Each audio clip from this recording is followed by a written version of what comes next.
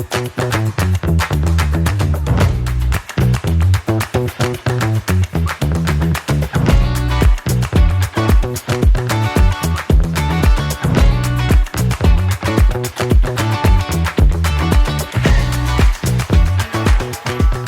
to the Breaking Average podcast, a resource for visionary leaders and learners leaving average for excellence.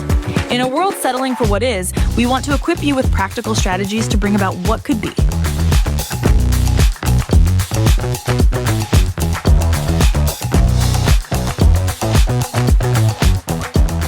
Now, for today's insights, here are your hosts, Paul and Barry. Welcome to the Breaking Average Show. I am live in person with Barry. Well, here we are, and we're so excited to be with you, and we're going to have fun today. It's going to be good. So, Barry, how are you? It is, man. New venue. Lot of different changes right now, but we're excited about this. We're going to mix it up a little bit. Yeah. We're going to freshen it up. We're going to do something that's going to be a lot of fun for us and hopefully for you as well. But yeah, let's go. Let's do it. So it's been a bit. We've done a lot of different recordings. We're trying to gear up with a really cool season and series, but we wanted to kind of do something in between. So we're doing a kind of a mini series, if you will, asking some really powerful questions. Too much credit. Mini series. I don't know. Yeah. But yeah, so we thought questions are powerful, and so we thought, you know what? Let's ask ourselves some questions. And we're actually pulling from a resource called Building Blocks. This is it right here. Boom. And so it kind of came out during the COVID series, kind of building teams. And we're not pulling all the questions from here. We did select a few we thought might be really great for us to share and talk about on this podcast. So you ready to dive in on this? As ready as I'm going to get, Paul. So you're going to get a chance to get to know us a little bit better, but we hope to add some value to you, and we would love to hear from you. As you hear some of these questions, if you have some thoughts that you want to share us, your reflections on these questions, feel free. And again, questions are powerful. But before we start, I wanted to just get on this point. I think questions are probably the most powerful thing we can do when we get into any kind of engagement, one-on-one or group setting, or even speaking from the stage. If you've got a couple good questions in your back pocket, have those ready. Be ready to leverage that. It's a great way for engagement. It gets you out of the frame and the light and allowing you seek to understand before being understood, allowing you to understand somebody else. So, well, it's the awareness, right? Transformation comes from awareness. And how do we increase our awareness? We get curious. We ask questions. Getting the answers to those questions can be challenging sometimes, but if we're not asking the right questions, what are we really looking for? Yeah. Quality of the question, quality of the answer. And so, yeah, man, here we go. And by the way, we're bringing this to you at 9,000 feet in elevation. So we're in the Rockies. I got my Rockies hat on. Hard to breathe up here. So we're having fun. Here we go.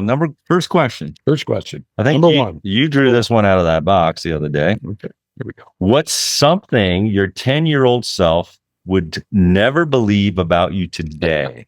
Well, I love the question. Yes, I did choose that. I think it's kind of a fun question, right? I'm not going to overthink this.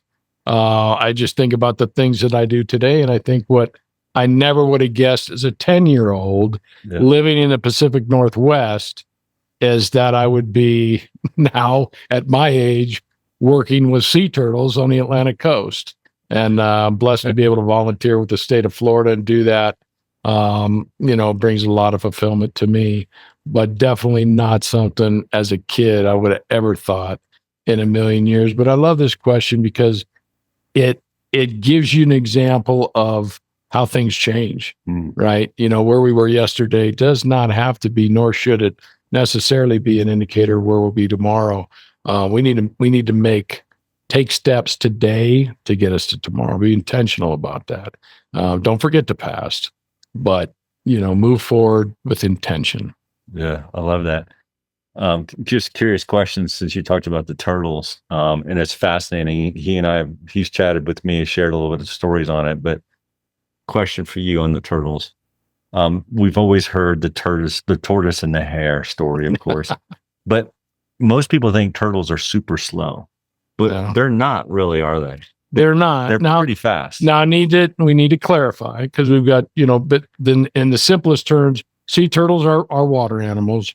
And, when we talk about, in a lot of sense, turtles and tortoises are land animals. Now, the land turtles, tortoises do move a little bit slower. But I'll tell you what, if you've ever been in the ocean that has sea turtles, they can move. And when the hatchlings come out, I'll tell you what, some of them can move pretty quick too. But to the tortoise and hare story, there's so much, and I don't know if we have time to go into it now, but the sea turtles are an incredible animal. And you think about how the environment impacts them, and how the environment could impact in the tortoise and hare story. It's a lot to think about, and there's morals in the moral of the story. But there's a lot of lessons we can learn from nature, and I think maybe we'll get into it in a couple more questions. Yeah, it's cool. Yeah. All right, so I'll answer that question too. What's something your 10-year-old self would never believe about you today? So 10 years old, I remember my 10-year birthday. It was a birthday celebration at Putt Putt in Hybla Valley in Alexandria, Virginia. Don't think it's there anymore. I don't know if there's any Putt Putt still left, but man, that was such a fun experience. But I remember, I'm a kind of a vision guy, and I started really kind of dreaming up, what my world was going to be like. So it wouldn't be hard for me to, if it was in a technology we have, just to go back in time and talk to my 10-year-old self. And I think I'd see some overlaps. I think I would see this intent of technology. I always love technology. I think it's cool. We're set up here with some tech here in the high Rockies, and I love being able to do that. But just being in that tech business, I think some of the things that would surprise me is just building a business, helping build a business, and being there, authoring several books. And I love doing that. It's a passion that I have. It's therapy, and we'll talk more about that in a little bit. But yeah, I think there's some surprises there. And to your point earlier, if you've got a 10-year-old in your life, whether it's a grandson, granddaughter, or son, daughter, nephew, niece, just encourage them, let them dream, let them just pursue life. And, I think there's so many inhibitions today that are keeping kids from dreaming. And I'm not trying to bash school, but one of the things that kind of cringe when I'll drive by like a local school and I see SOL tests, and I know it's happening. They're trying to game the system at school. And, I love the field trips. I love getting outside. I love classroom. I think it's good. And I love books, obviously, but we've got to get out there and just enjoy life. Take a different route to where you're going, and let your kid drive you. Like I told you that story last time, right? Where we took right turns only from church one time, leaving church. We're like, hey, we're going home, but we're taking right turns only, and let the kids just kind of have fun with that, and just dream. So just get creative. Yep. Creative. Do something different. I'll let you ask the next question. Oh my gosh. All right, here we go. Question number 2. If you could have any superpower, what would it be? Man, superpower. There's a lot, right? So DC, Marvel, all that. We could get into our favorite characters there. And by the way, Flash is the best, by the way. I digress. Okay. So I think the superpower that I would love to have had, and maybe still have, is something that when I was a kid, maybe 10 years old, I probably thought of this, was what I call SEGO technology. And SEGO technology is pretty cool. It's where you can see, visibly, you can see something in a distance. And you're like, ooh, that'd be cool. I want to go there, and be able to just boom, zap, be able to kind of fly through the air and get to where you want to go. Just SEGO technology. We used to travel a lot, and I was like, man, that's a long drive. I can see that hill way over there. I just want to get there really fast. SEGO technology. And I started imagining how fast I could get from, like, I would drive from Virginia to Colorado. How fast could we get to Colorado with SEGO technology? We could probably do it in 2 hours. Okay. Beat an airplane, that's for sure. Well, yeah, absolutely. How about you?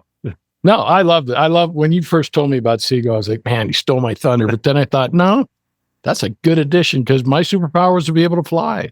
I mean, that was it. I've always been. I'm laughing now because I've always been fond of birds. Okay, that some of you might be like, dude, what? Who cares about birds? But I like birds. I like watching them. I like wondering what they're thinking about. What they're doing. Every bird's got a different song, and they all look different. The males are usually better looking than the females, which is weird, right? Doesn't feel normal. But just to be able to fly, and I think it's for me, Paul, it's the opportunity to have that vision, from above, right? And not in any kind of spiritual sense, so to speak, but just to be able to see what opportunities are there. I'm a big opportunity guy. Try and see opportunity in everything that comes my way, and just to be able to be there. And to your point, that's why I love the Seagull. It's like, oh, never thought about that, man. I just wanted to go up there and kind of float around, ride the thermals and see what's going on. You're like, no, let's take that a step further. Yeah. And let's just get up there and where do I want to go? I want to go right there, boom, there. And that would be kind of cool. So yeah, I think the superpower, definitely flying. Love. We should patent Seagull technology. Okay, well, you just gave it away. Now they all know. No, yeah. Okay. We've just patented it. Actually. Okay, yeah. Earlier today, we got our trademark. Yeah, we're working on that right now. It's pending. It's pending. It's pending. But we get 1 year, so nobody can touch it. Patent pending. Let's do it. Okay, done. Next. Or we could do like an NTF out of it. No, we're not. No, actually, I said that wrong. NFT. Dude, I don't even know what it is. Yeah. So yeah. Let's just go fly. Yeah, let's just do it. I've got my drone. We should go fly that. That'd be fun. I think the last time we flew your drone, we had to I crashed it. Right? Okay, I remember. I only crashed it twice. That's all I've done. That's how many times you've flown it? About 100. All right. So we're ready for question number 3. Question number 3. Here we go. Okay. I'll ask this one. Ooh. Okay. All right. Getting a little serious on this. Oh dear. What are your 2 favorite stress relieving strategies? Stress. I mean, let's talk about stress first. I mean, that's a real deal, right? It's a real deal for everybody. I mean, there's challenges every single day. So this is probably a really good question to kind of. It is. It's a great question because I love this. As you and some of our listeners know, this last 12 months has brought a lot of stress into my world. So I had to learn some new techniques on how to navigate that. And I think really I love this question because what do you do to relieve stress? Look, we're all going to encounter it for, countless reasons. There's trust me, more things that can happen out there to cause us stress than we need, but it's coming, right? And we know that. And so what are the things that really allow you, no matter what's going on, just to kind of clear your head, get rid of the noise and clutter, breathe easy. And I think for me, one thing that I've learned just here recently, going again through some different changes and things like that, is how much I really love to be outside and how much I thrive in that space. It's the environment I love to be in. It's the best memories of my entire life, including now with my kids and even today fishing with my grandson and things like that. And so it's being outside. And for me, my 2, fishing and hiking. Give me that any day, man, any day. And I've done hiking with you, haven't done fishing with you. We gotta fix that. Yeah. They would we'll definitely get some hiking in this. Oh yeah. I don't know about fishing, but we could try. Yeah. So that's me, man. Get me outside. Yeah. Fishing, hiking, and maybe because those are the most recent, but my encouragement in that is whatever it is for you, man, don't forget it and use it. Calendar it. Make room for it. You don't go through a day without something coming up that's just like, oh man. So how do you deal with that? Be intentional again. How about you, Paul? Yeah. I love that answer, by the way. And I love being out here in Colorado because it's definitely a space and a place I go to relieve stress. Yeah, right. The mountains, just seeing the mountains are phenomenal. And, but getting into the mountains and kind of exploring, and I love mountain biking. I love kayaking when I'm in the East Coast. I do have a bike out there, but I prefer biking here. just because it's so beautiful out here, just getting outside. But it really doesn't matter where, right? There's plenty of places to go to, different trails. I love the fact United States, Teddy Roosevelt, we've talked about on another podcast that you guys will see soon. Just what he did just to create that national parks. I love the national parks and just all the things that we get to do. So kayaking, skiing is another thing I like to do, snow skiing. And that's therapy for me, as long as there's not long lift lines. and I love that like you do, but I'm to the point now where I think I've retired from that activity because I know what will happen. And I kind of like being able to walk. I've retired from soccer and basketball, but I can't give up skiing. I got my Epic Pass. I like skiing. So my other two, so that's the outdoor kind of stuff. The other two. The second one. Okay. Right. So outdoor activities, just to kind of follow you. Like 7. I have a lot, but these are things we want to offer to you guys. Get out. We've already talked about that. But the other one that I already mentioned it, is writing. If you just take some time just to kind of jot thoughts down. You don't have to be a prolific writer. You just need to be able to just have a few moments alone and just reflection and just write your thoughts, write whatever you're feeling. It's okay. Sometimes I get my answers that I'm looking for if I'm kind of in a stuck spot. If I write, the answer comes, right? Now I'm a person of faith, so I'll spend some time kind of writing to God as well with that. But I'm writing to myself typically, and I'm getting the clarity that I need, and I love it. And of course, that's allowed me to kind of push forward and say, you know what, let me share some thoughts here, stories, other things in a book format. So that's what I try to do as well. But so I would say writing. I love that. And we're both published authors. You are, definitely higher in the food chain on that than I am, but we both can claim that. But what I love about writing, and writers write, right? It doesn't necessarily have to be for any specific purpose at that period and moment in time. But what I love about the writing process is it brings more out. Yeah, it does. No one can, I challenge anybody to tell me they've gone and written, right? Legitimately, going with the intention to write and not have something come out of it that they didn't have going in.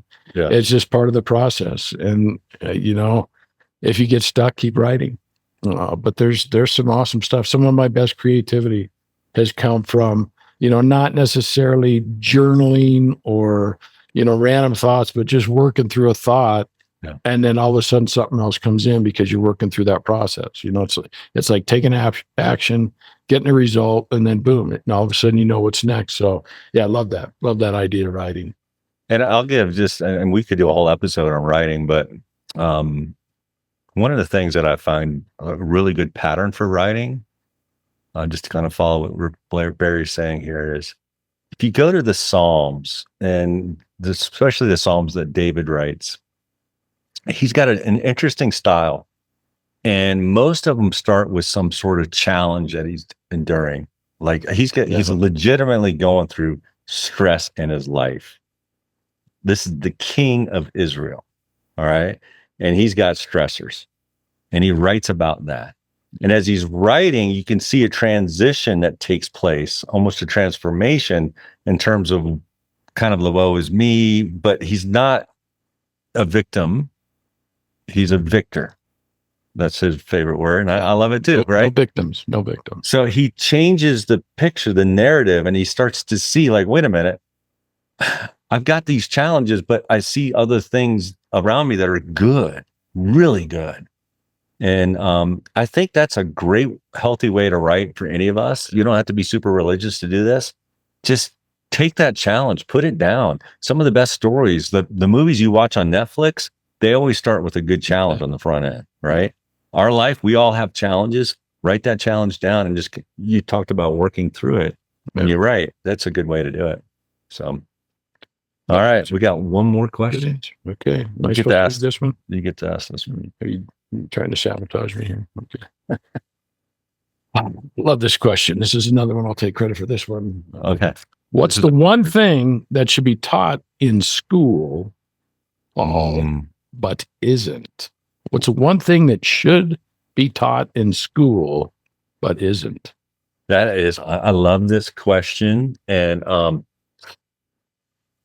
I could spend a whole day kind of thinking through this because I want to get this answer right. But obviously, we're just teeing each other up with these questions. I would say this. First of all, when I was a kid, I lived in Brazil. Yep. And I don't remember everything I learned in school. Remember learning some of the Portuguese words and all that. But what I do remember was when I was outside of school and being able to explore. I lived in not far from the heart and center of Rio de Janeiro. And fortunately, we're in a kind of a safe spot there, and right on the foothill of Corcovado, which is Statue of Christ. And just being able to explore, I think, is really, really powerful. And I think if I could do something with the school system today, is finding ways to explore. I love the STEM kind of things that happen nowadays. Yeah. STEM wasn't a real deal for me when I was a 10-year-old. We talked about 10-year-olds before. But I think even still, STEM is starting to become more of a check the box kind of thing. And I love it when people get to explore.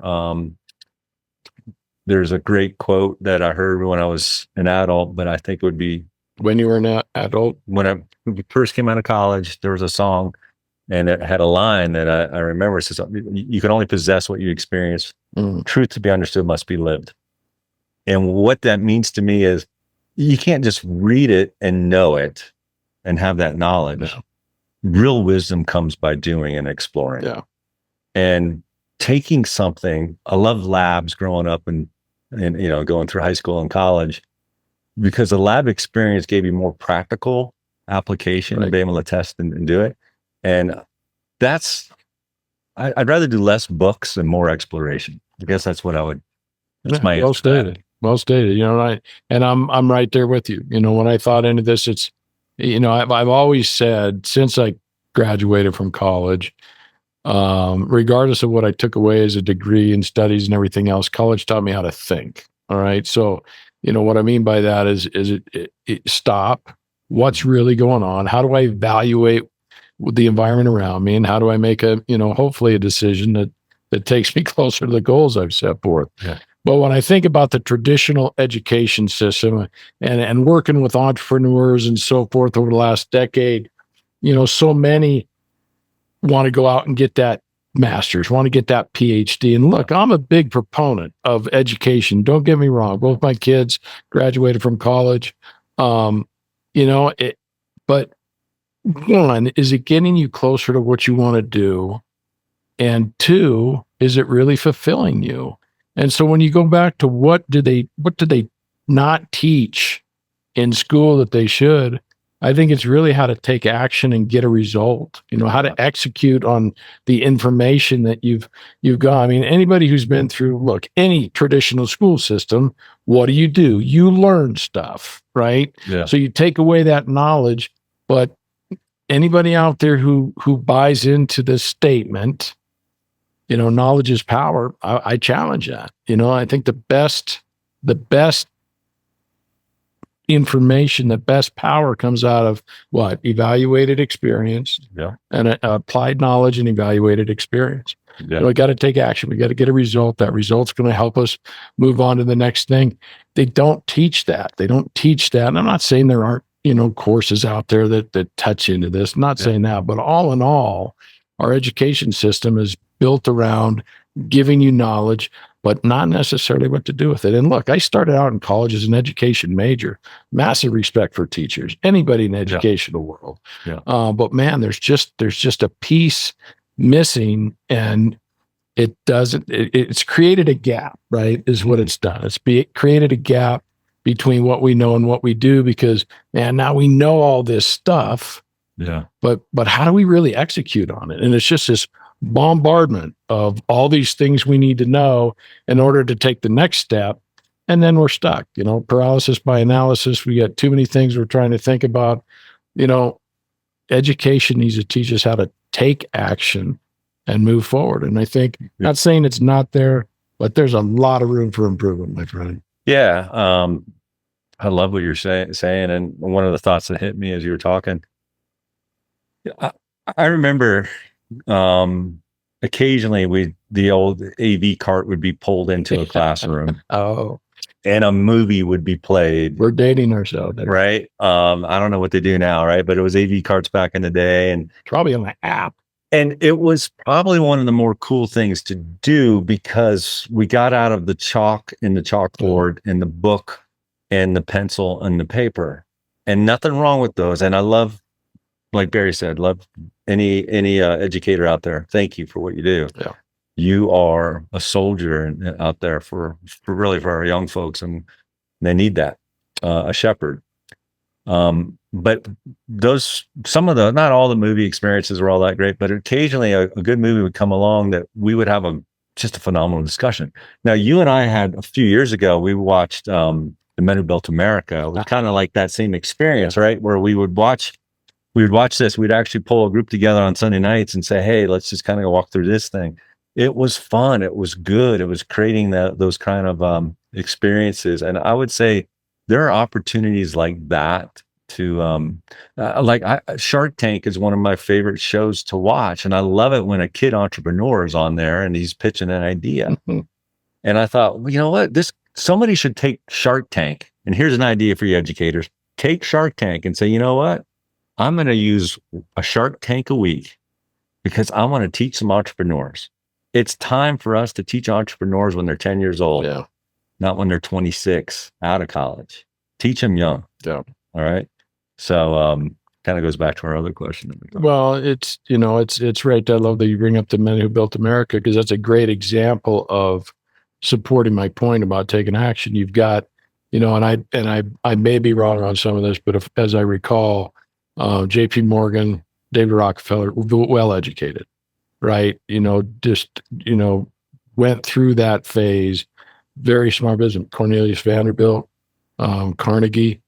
Yeah. Vanderbilt was considered illiterate, yet not so fast, my friend. He knew what was going on. Wow. Carnegie too. I believe he didn't even get out of high school. Maybe I could be wrong, but I know the point is in there. But these are all guys that took action. Yeah. Right. So that missing component has got to be there. I don't care where you're at. I know there's kind of a shift now to go back into trades for the teenagers, the kids coming out of high school right now.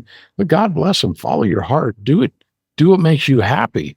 Doesn't matter. Doesn't matter if you're a PhD or just got your G. What is that thing for high school? GED. GED. You still got to take action. Look, you could be the smartest guy in the room. Yeah. Not the smartest guy. The guy that's taking action is the guy that's going to move forward. That's right. And don't be afraid of failing. No, can't be. I think that's part of it is we're taught in schools. Okay. So I'm kind of in the soapbox here, not to fail. Yeah. Right. True. Because if you screw up on a test, that's your GPA, and that's going to affect that. It's going to impact your potential to get into a college or potential to continue to stay in that same major. And there may be a passion and a love that you have, but you screwed up on a test. Maybe you're not a good tester. That's why I always love tests that actually let you show the work. Yeah. The tests that say, just give me the right answer, multiple choice, we're kind of relieved. Those students are relieved to hear it. But the truth of it is, we probably don't test well. We don't give ourselves enough credit, because we do know how to work the problem a little bit and try to get to an answer, even though it may be wrong. Yeah, the thinking process. You're right. And I always love the teacher who said, hey, look, just show your work. You're going to get credit for a partially right answer as long as you show the work. Make an effort. Thank you. And that's what life is about. We should show the work, and kind of like your OODA loop discussion here, because you're talking about act, right? Yep. Observe, orient, decide, act. So important. Do it. In anything we do. Anything. Man, it's been fun. Here we go. Episode 1.11, whatever we're going to do with this. It is going to be fun though. And just there's more out there for all of us, right? Challenge yourself. The reason we decide on these questions, Paul, great idea, was really, let's just have some fun, right? Yeah. Let's go exploring. Yeah. Let's think into some stuff that maybe we haven't thought. There's some good questions coming up, so you're not going to want to miss any of these episodes. And I would give a challenge for you guys as we close this up is, as we go through this, and you're going to hear this probably again, but this is so important. Take these questions and use them. Use them with your family, use them with your team, use them with colleagues and other folks, your mentors. Find that mentor, ask them some of these questions. This is that one question about a 10-year-old. That's like, maybe you got a 10-year, right? Ask maybe that 10-year-old, like, around. what do you want? What do you see? It's these questions are phenomenal because they start to open up the aperture to be able to see things that we never saw before. It's giving that height of seeing, like Barry was talking about with flying. We get to see a little bit better, and let's go do that. Yeah, absolutely. And all of that, just take action, folks. Do something you haven't done in a while, haven't done before. Maybe stretch outside your comfort zone. There's more opportunity for you out there. Yep.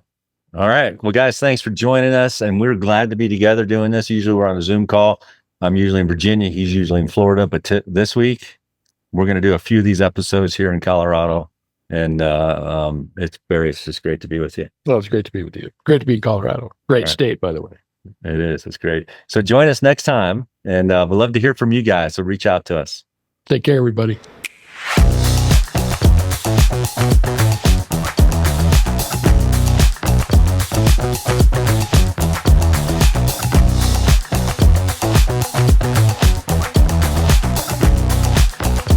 Thanks for listening to the Breaking Average podcast. If you enjoyed today's episode, please subscribe or share it with others. Remember, the views shared here are those of the participants.